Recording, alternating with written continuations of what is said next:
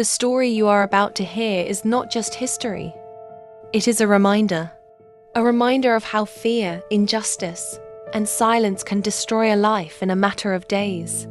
This is the story of George Stinney Jr. George Jr. Stinney Jr. was born in 1929 in a small mill town called Pinewood, South Carolina. It was the kind of place where everyone knew everyone, but also a place divided by something far more powerful than community race.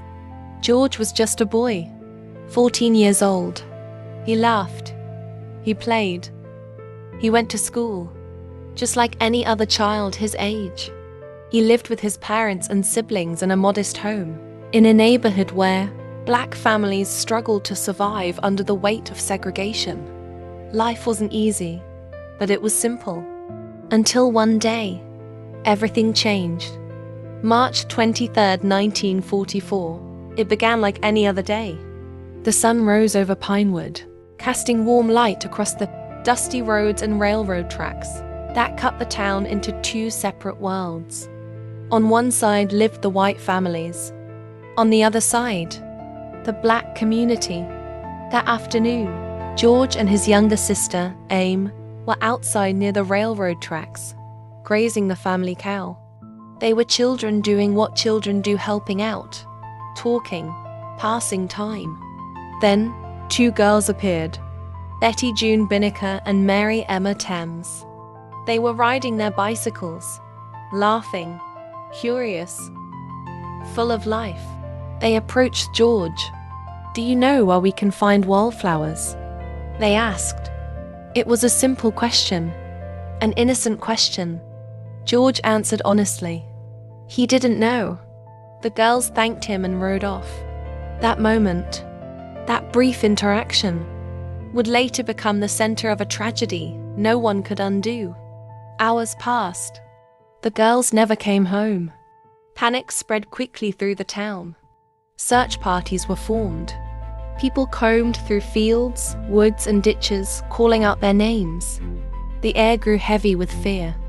And then, the next morning, the worst was confirmed. The bodies of the two girls were found in a ditch, not far from where George had last seen them. The town was shaken. Anger rose. Fear turned into something darker. Someone had to be blamed. And that's when the focus shifted to a 14-year-old boy. George Stinney Jr. was arrested almost immediately. There was no evidence tying him to the crime. No witnesses. No physical proof. Only one thing. He had spoken to the girls. That was enough. He was taken away from his home, from his family, from everything familiar. Placed in a small room. Alone. No parents. No lawyer. Just a frightened child, facing grown men demanding answers. We will never know exactly what happened in that room, but the police later claimed that George confessed. Yet strangely, there was no written confession, no signed statement, nothing recorded, just their word, against a child's silence. That same night, everything fell apart for George's family. Threats began to spread. Whispers of violence, anger boiling in the town. His father lost his job, and the Stinney family, fearing for their lives, fled Pinewood in the darkness. They left behind their home, their belongings, and most painfully, they left behind George. Alone. Days passed quickly. Too quickly. There was no real investigation, no search for other suspects. No attempt to understand what truly happened. Instead, the town wanted closure, and the system moved fast. Too fast. George's trial began just weeks later, but to call it a trial would be generous. It lasted only a few hours. A child's life decided in less time than it takes to watch a movie. He was given a lawyer, but not one experienced in criminal defense. A tax attorney who barely challenged anything. No witnesses were called to defend George. No cross-examinations. No real argument for his innocence. It was as if the outcome had already been decided before the trial even began. The courtroom told its own story. An all-white jury. A black child sitting alone. No family beside him. No one to speak for him. No one to fight for him. When the jury left to deliberate, it didn't take long. 10 minutes. Just 10 minutes. That's all it took to decide the fate of a 14-year-old boy. Guilty. The judge handed down the sentence. Death. Let that sink in. A child. Sentenced to die. George was taken to prison. He spent his final days alone. No visits from family. No comforting words. Just walls. Silence. And fear. 81 days. That's all the time between accusation and execution. 81 days to erase a life. June 16, 1944. The day arrived. The execution chamber waited. Cold. Silent. Final. George was led into the room.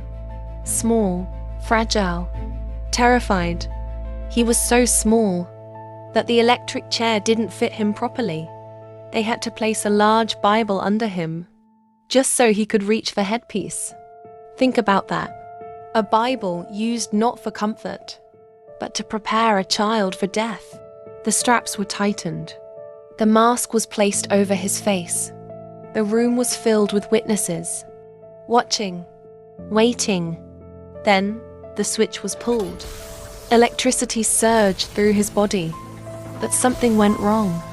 The mask slipped off, and in that moment, those in the room saw his face.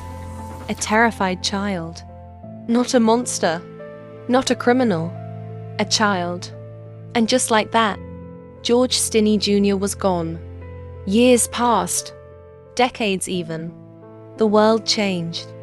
Laws evolved. Voices grew louder.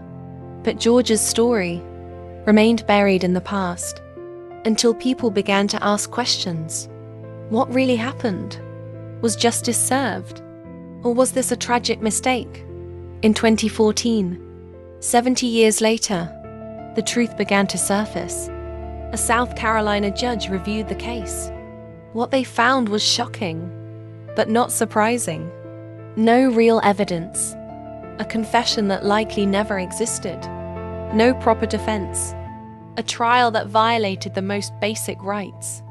The ruling was clear. George's conviction was overturned, vacated, not just questioned, but declared fundamentally unfair. But here's the painful truth. Justice delayed is not the same as justice served, because George was already gone. His story remains one of the most haunting examples of injustice in history. A reminder of what can happen when fear replaces truth, when prejudice replaces fairness, when a system fails the very people it is supposed to protect.